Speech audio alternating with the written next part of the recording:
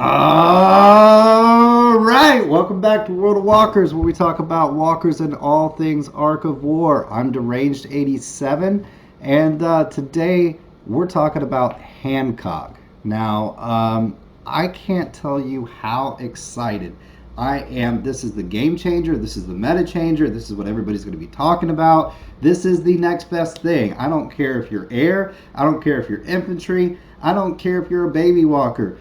Get Hancock, get them to A. You don't even need them to S. I'm going to show you why in just a second. So let's jump into it. So first off, Hancock can be released. There's two different ways right now that we know of. Number one is going to be through your faction task that you're going to do every week. This is going to take a long time. You get it, you get your medals, you add it up, you can get them to A. That's probably the easiest way to do it. Or you can go spend a little bit of money. We have the event going on right now. And if you go over here to this, we got 7 days left on it. It looks like you pull it up, you go down to the gate of time and space. And as long as you get these little green, whatever the hell they are, that you release all the boxes, you get to the top of the box, you can select a couple different chests or some of the gear. Anyways, you'd have Hancock medals times 5 that you can get from that. You release that again and again and again. You have to spend money. And spend gold to be able to get these. That's going to be from your total recharges or your total gold use. So you do that, you'll end up being able to release them out. So first off, yeah, let's get into some of his skills real quick, and I'll kind of explain why he is so special. So yeah, Hancock. Hancock was born with a beast-like instinct and strength. His opponents are often deceived by his reckless look and killed for ignoring the real danger. Cool. No, so let's talk about his first skill real quick, because this is going to really set up his second skill. His first skill, being the middle skill here, is a 100% chance to trigger. It's kind of like Gilly when she does preemptive. It triggers at the beginning of the first round. It can only be triggered once. It's a 100% trigger rate.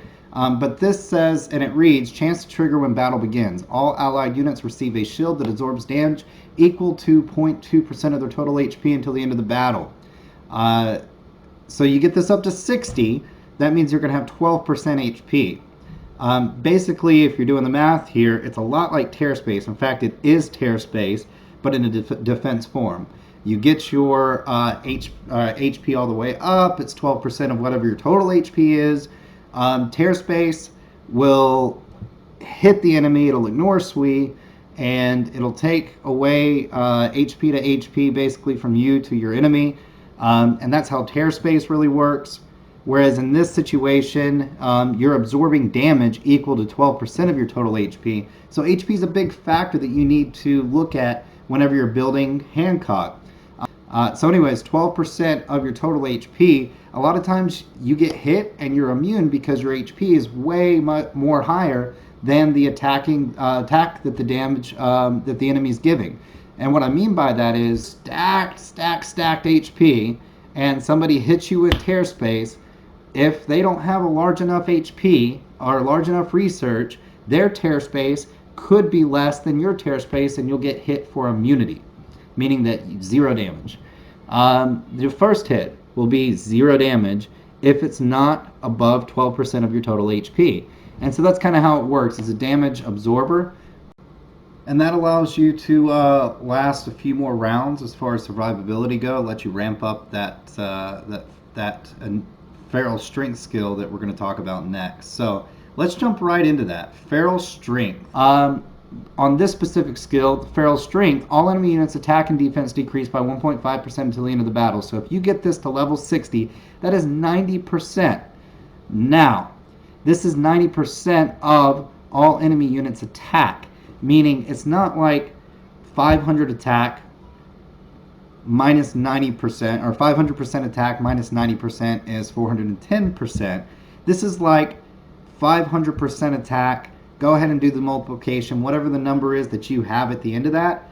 Now, times that times 0.1, and you take 90% of whatever attack they had, and it comes right off. And then you do it again and again and again until they can do no damage. On the back end of it, the defense decreases of your enemy by 90% the same way. So instead of it being a debuff, you're not debuffing. It's not like, oh, your base defense and then you're bringing your buffs down to zero, so you still have your base defense. So your attack's going to get divided by something. No, it takes 90% of that of the entire defense, and it just takes it away. So you're left with only 10%, and then it does it again, and it does it again, and it does it again. So let's say that the number was 1,000. So after 1,000, you would have 100, and then after 100, you would have 10. So you can see on an exponential scale how this would tier up when you have the attack divided by the defense. Your damage output is going to be way, way intense. This is the devs' answers to the HP builds. And I'm guilty of this too. My full metal currently is all HP. That's what you do. You go and you put it on your chest, you put it on your legs, you put it in your head, you put the Valk on. It's all HP because we wanted to respond to Vega. We didn't want Vega hurting us. And so we put all HP into our stuff because it doubled up on tear space as a weapon and as defense. So the devs looked at that and went, man, how can we respond to this HP meta? And they gave us Hancock. Now, Hancock is ridiculous. I'm just going to jump right into it. Let me show you this replay. You're going to love me. Okay, so here we go. What you're going to see here is we've got 5 Void Skaters. That's going to be per slot, 6 slots against 400 T12 Origin. So, I mean, this should be a blowout for Rogers. You got damage reduction. You've got 5 Void Skaters. This should be something that it builds up. You get 100% immunity, and then you just destroy them. Even if you don't have 100% immunity, 5 Void Skaters chipping away, 400 per slot. You're just not going to be able to, hit Origin as hard as you need to with 5 Void Skaters. Not unless you have Hancock. So, let's go ahead and check it out. So, first slot goes through, and we have Feral Strength trigger. There we go. Boom. So he's going to actually trigger twice on this.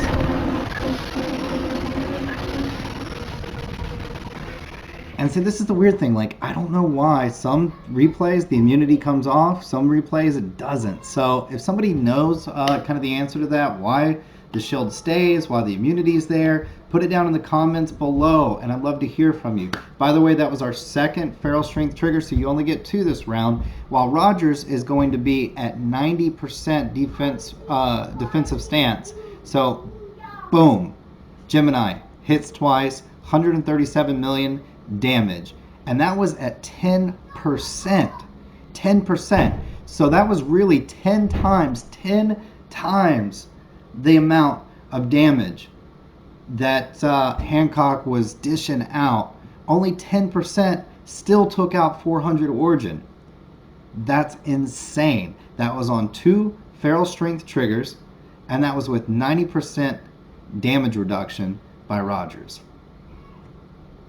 I mean, like, and they said this is real. This is a real thing.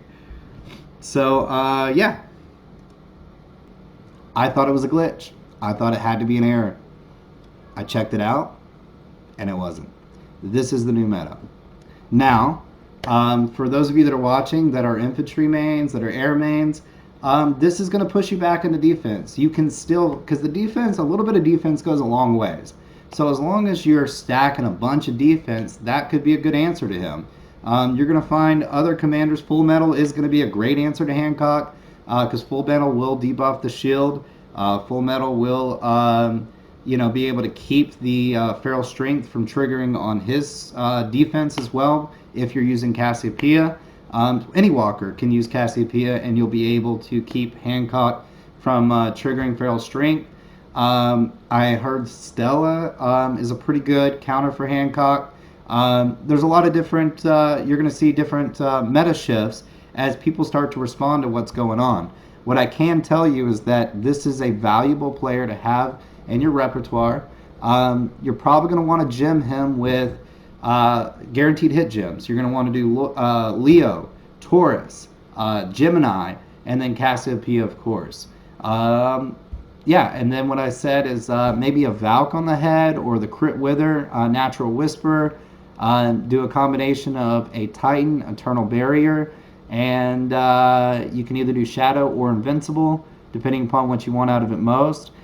You could do Crit, or you could do Fearless and just stack up on that damage reduction. Try to just wait it out until you're going to be able to survive. You want survivability with him. So that would be my recommendation. Anyways, wanted to get this out there for you guys. Appreciate you guys tuning in. Like, subscribe, hit me up. I'm going to try to start putting out a bunch more videos again. Appreciate the fan base, Ark of War community. Of course, Kilgore, again, thanks for the video. And Melt for all the work that you do within the community. So, see you on the battlefield.